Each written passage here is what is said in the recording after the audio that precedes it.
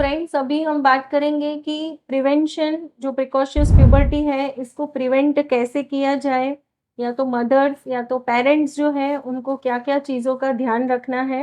पहले मैं बताऊंगी कि डॉक्टर वैशाखी रस्तोगी करके है, she is a paediatric endocrinologist from Delhi, जिन्होंने देखा है कि पहले जैसे कोविड का जो समय था, जो लॉकडाउन का समय था, उसी उसकी वजह से भी हम देख रहे हैं कि प्रिकॉशियस प्यूबर्टी का जो इंसिडेंस है वो काफ़ी बढ़ गया है। जैसे उन्होंने बताया था कि पहले वो साल में 20 पेशेंट देखते थे प्रिकॉशियस प्यूबर्टी के, लेकिन आफ्टर कोविड एंड लॉकडाउन साल के वो 300 टू 400 पेशेंट्स अभी प्रिकॉशियस प्यूबर्टी के देख रहे हैं। सो फ्रेंड्स, और एक प्रोजेक्ट जो आया था, that is a Fuller's project, जिसमें उन्होंने ऐसा किया था कि वर्ल्ड के जो डिफरेंट डिफरेंट कंट्रीज़ हैं, वहाँ के जो पीडियाट्रिक एंडोक्रिनोलॉजिस्ट हैं, उनके साथ स्टडी किया था, और उसमें भी पाया गया है कि जो इंसिडेंस है प्रिकॉशियस प्यूबर्टी का, वह ऑलमोस्ट 20 टू 30% बढ़ गया है आफ्टर लॉकडाउन। सो फ्रेंड्स, हमारे माइंड में क्वेश्चन आएगा कि लॉकडाउन में तो ऐसा क्या हुआ कि जिसकी वजह से प्रिकॉशियस प्यूबर्टी का जो इंसिडेंस है वो बढ़ गया। सो फ्रेंड्स, यस, मैं आज वही बात करने वाली हूँ कि लॉकडाउन जो है, बेसिकली लॉकडाउन में ऐसे हुआ कि फैमिली के सारे मेंबर्स घर पे रहते थे, इवन मदर जो वर्किंग थे वो भी घर पे ही थे। तो इसकी वजह से घर पे जो फूड है, high calorie food, different different variety of dishes बन रहे थे, including dessert also, sweet dishes also. तो फूड इनटेक जो है, calorie high calorie food intake बढ़ गया। सारे फैमिली मेंबर साथ में ब्रेकफास्ट लंच डिनर कर रहे हैं, तो ऑब्वियसली फूड इनटेक जो क्वांटिटी है वो भी बढ़ गई।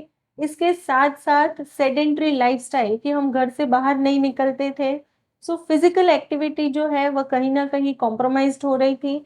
बच्चे भी वर्क, जैसे उनका स्कूल जो था तो वो भी स्कूल फ्रॉम होम था, जो एडल्ट्स हैं उनका वर्क फ्रॉम होम था, तो बाहर निकलना ही ऑलमोस्ट बंद था। तो इसकी वजह से वेट गेन, ओबेसिटी, यह सारी समस्या हम देखने लगे। और may be obesity is the basic reason कि जिसकी वजह से प्रिकॉशियस प्यूबर्टी जो है, इसका इंसिडेंस बढ़ गया है। तो फ्रेंड्स, प्रिवेंशन जो है, प्रिवेंशन में भी पेरेंट्स को या जो बच्चे हैं उनको साइकोलॉजिकल सपोर्ट देना बहुत ही ज़रूरी है। मे बी उनको मूड स्विंग्स आएंगे, इरिटेबल हो जाएंगे, तो यह सारी चीज़ को अपने को एक्सेप्ट करना है, और पॉजिटिवली हमें यह चीज़ को लेना है।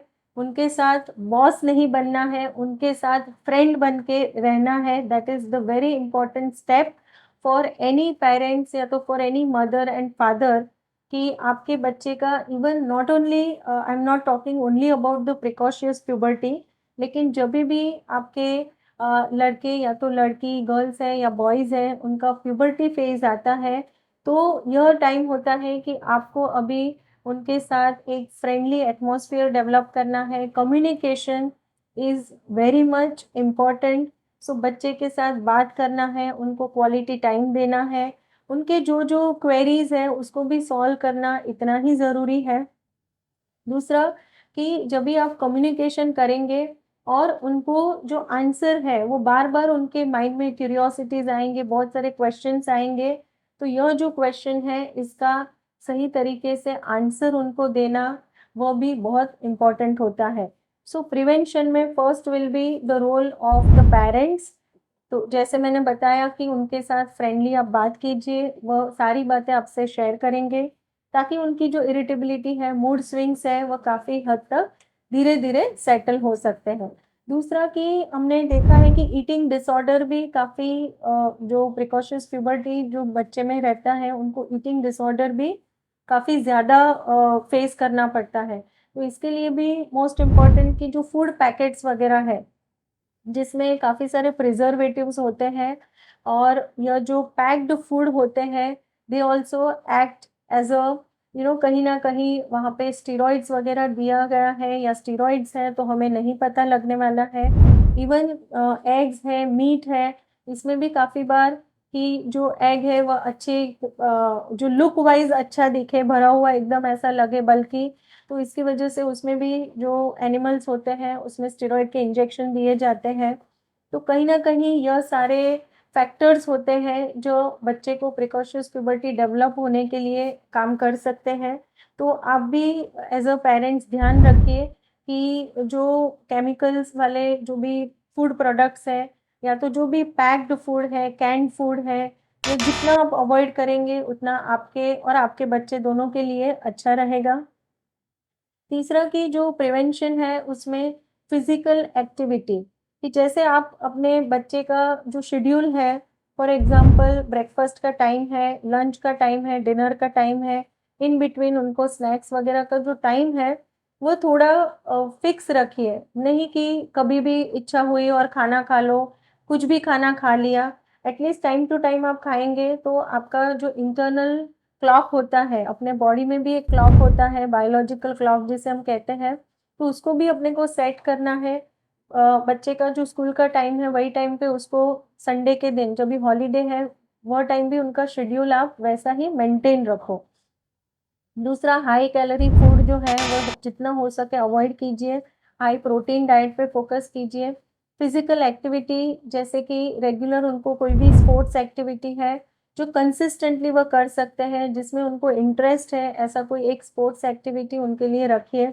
कोई एक्टिविटी नहीं है तो आप भी उनके साथ जैसे बैडमिंटन है या ऐसा कोई एक्टिविटी खेल सकते हैं, इवन योगा, सूर्य नमस्कार जो आप घर पे कर सकते हैं।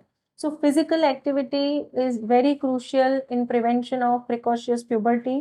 दूसरा कि हमने देखा है कि अभी हर पर्सन के पास जैसे फैमिली में 6 मेंबर्स हैं, तो सबके पास मोबाइल जो बच्चे हैं उनके पास अभी तो आईपैड वगैरह आ गए हैं। तो इलेक्ट्रॉनिक गैजेट्स जो हैं वो घर में समझो 6 लोग हैं लेकिन गैजेट्स 12 होंगे। सो फ्रेंड्स यह भी हमें ध्यान रखना है कि बच्चे के साथ बात करने के लिए ज़्यादा टाइम निकालें आप रादर देन मोबाइल। जो सोशल मीडिया है मे बी उस पे हम काफ़ी सारा टाइम स्पेंड कर देते हैं विदाउट रियलाइजिंग कि हमने काफ़ी सारा क्वालिटी टाइम वेस्ट कर दिया है। सो जो इलेक्ट्रॉनिक गैजेट्स है उससे जितना पॉसिबल हो उतना कम समय रखें, या तो बच्चे के लिए आप ऐसा कर सकते हैं कि आपको half an hour for example YouTube पे देखना है तो वो टाइम लिमिट सेट कर दीजिए ताकि उसको भी पता चले कि ये 24 आवर्स में से मुझे हाफ एन आवर मेरी स्पेस मिली है। इवन बच्चे क्या देख रहे हैं वह भी बहुत इम्पोर्टेंट है क्योंकि यह उम्र है कि क्यूरियोसिटीज़ बहुत होती है, पीयर प्रेशर भी काफ़ी रहता है और आज के सोशल मीडिया इतना एडवांस हो गया है, तो ध्यान ये भी रखें कि बच्चे क्या देख रहे हैं, उनके क्वेरीज़ सब सॉल्व करने, यह सब एज़ अ मदर या तो एज़ अ पेरेंट्स अपनी की रिस्पॉन्सिबिलिटी है। सो फ्रेंड्स यह सारी चीज़ अगर हम ध्यान रखेंगे तो मुझे नहीं लगता है कि हम इतना कोई समय हमें लगेगा प्रिकॉशियस प्यूबर्टी का जो इंसिडेंस है उसको कम करने के लिए। तो फ्रेंड्स आज के इस वीडियो में पूरी डिटेल मैंने समझाई है about the risk factor and the prevention of precocious puberty. जो पार्ट 3 होगा प्रिकॉशियस प्यूबर्टी का उसमें जो ट्रीटमेंट पार्ट है वो पूरा डिटेल में एक्सप्लेन करने वाली हूँ। सो देखते रहिए हमारा यूट्यूब चैनल के जो भी इंफॉर्मेटिव वीडियोस है, फीमेल हेल्थ रिलेटेड वीडियोस है, इवन हमारा एक वीडियो है फर्स्ट पीरियड के रिलेटेड वो भी आप देख सकते हैं। So thank you friends for watching this video. Any queries do mention in the comment box. Thank you.